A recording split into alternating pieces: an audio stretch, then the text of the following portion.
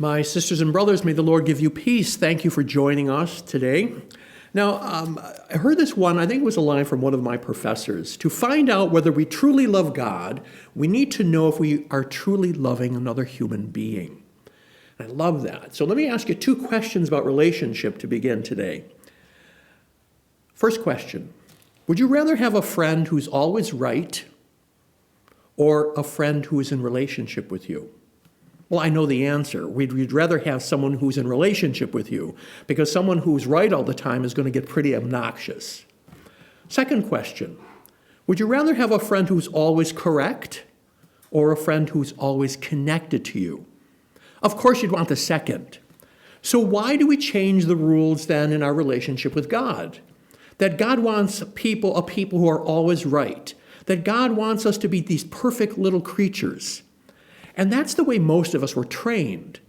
But in 37 years of priesting, I've never met anyone who lives up to that description.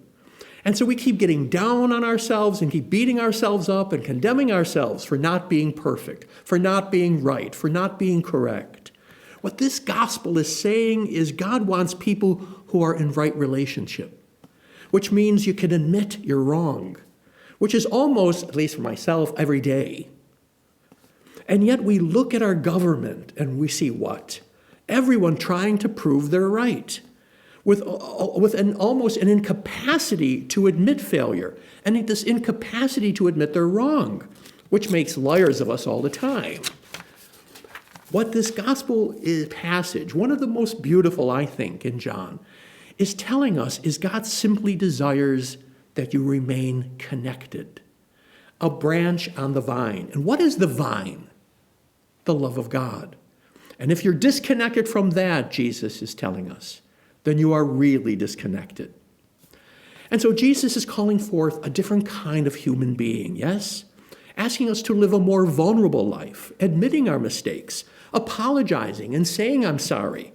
You know, it's really not going to kill you to say, I'm sorry, honey, I was wrong.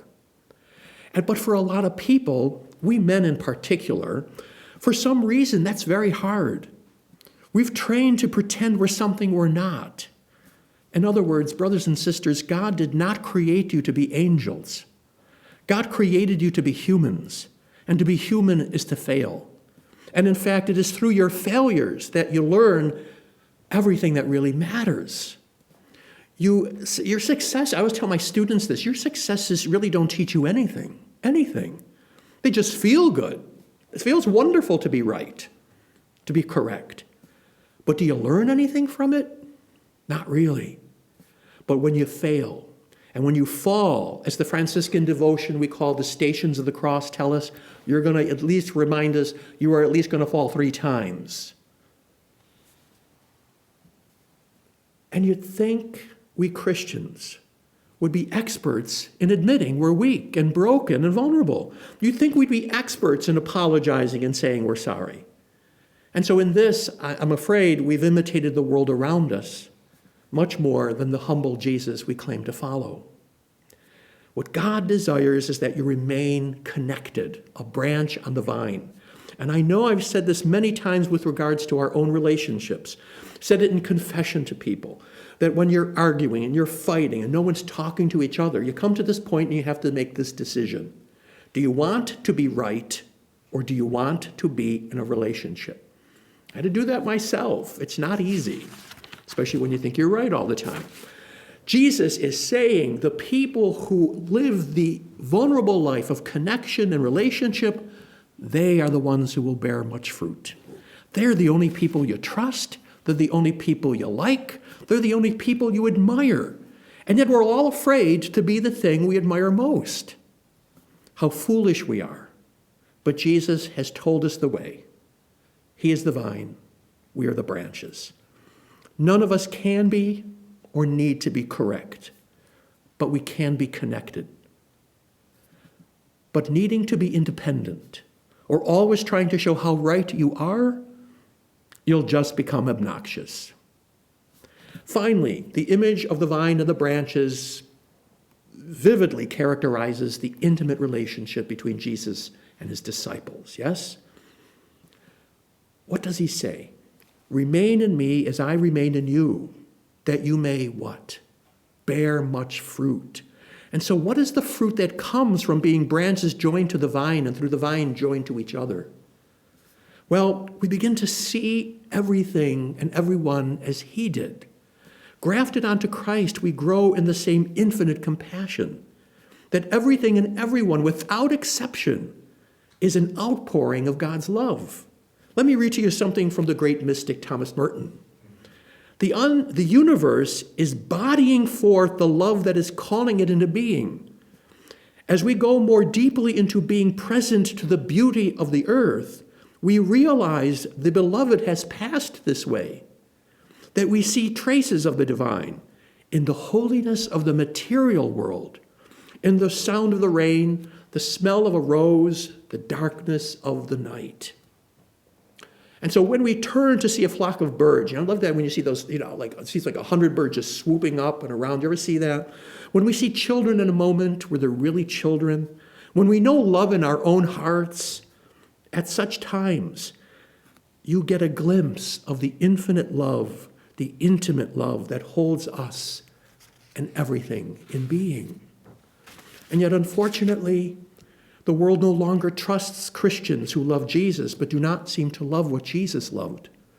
This is the great disconnect in the church today, that we spend so much time worshiping Jesus and trying to get others to worship him that it's all become a pious substitute for actually doing and following what he taught.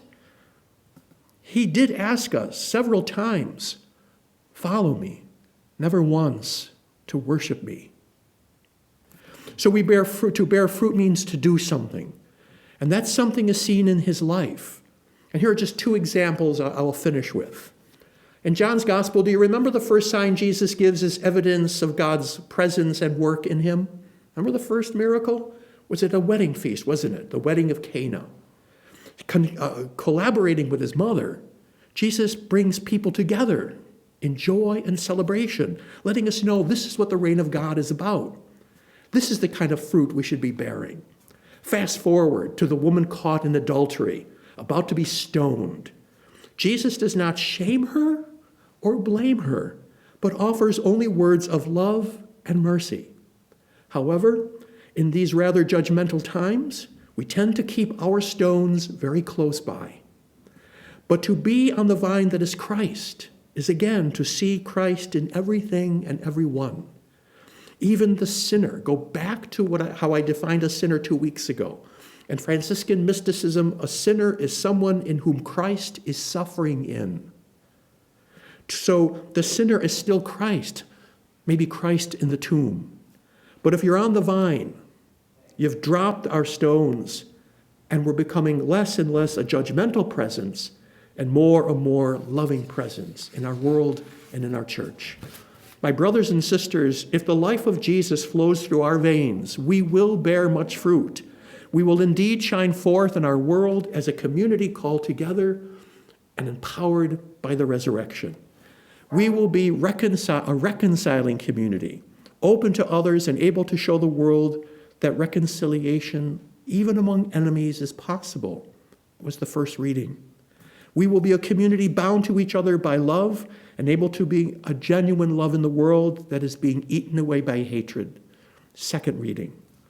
The choice to remain on the vine is a surrender to the love that loves us all. So, may God prune us that we be less right and more connected. May God prune us that we bear even greater fruits of hospitality and celebration. May God bless us to be a little less judgmental and more of a presence of love and understanding in the world. May God bless us with the strength to be pruned. Otherwise, we all may just be dying on the vine.